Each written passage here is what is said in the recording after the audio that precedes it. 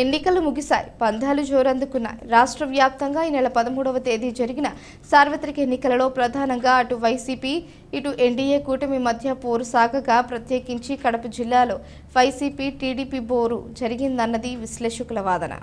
ఇదిలా ఉండగా ప్రొద్దుటూరు నియోజకవర్గ వైసీపీ టీడీపీ నేతలు ఒకరిని తలతన్నేలా మరొకరు ఎన్నికల ప్రచారాలు నిర్వహించి ఓటర్లను ఆకర్షించే ప్రయత్నం చేశారు. గత ఎన్నికల్లో 40,000 పైచిలుకు ఓట్ల మెజారిటీతో గెలుపొందిన వైసీపీ ఎమ్మెల్యే రాచమల్లి శివప్రసాద్ రెడ్డికి సైతం చెమట పట్టించేలా ఆయన గురువు మాజీ ఎమ్మెల్యే నంద్యాల భరతరాజులరెడ్డి ఆయన అనుచరగణం ఒక పక్క ప్రచారం నిర్వహిస్తూ మరొక పక్క సమీకరణలు చేశారు.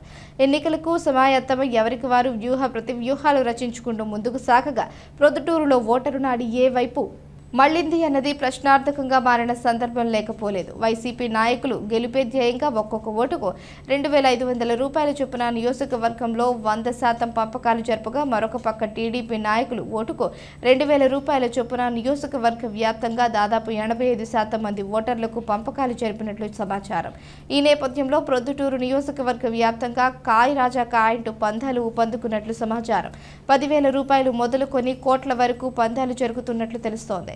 గెలుపునకు కొందరు పందాలు కాస్తూ ఉండగా మరికొందరు మెజారిటీకి పందాలు కాస్తూ ఉండగా ఇరుపక్కల నాయకులకు 10,000 ఓట్ల మెజారిటీ దిగువని 90% పైచిలుకు పందాలు జరుగుతున్నట్లు ఇక్కడి ప్రజలు గుసగుసలాడుకుంటూ ఉండగా మరొక పక్క రాష్ట్రంలో టీడీపీ అధినేత నారా చంద్రబాబు నాయుడు ముఖ్యమంత్రి పదవి చేయబడతారా లేక మరలా ముఖ్యమంత్రి పదవిని వైఎస్ జగన్మోహన్ రెడ్డి చేజెక్కించుకుంటారా అన్న పందాలు కూడా జోరుగా సాగుతున్నట్లు ప్రాథమిక సమాచారం తెలియవస్తోంది.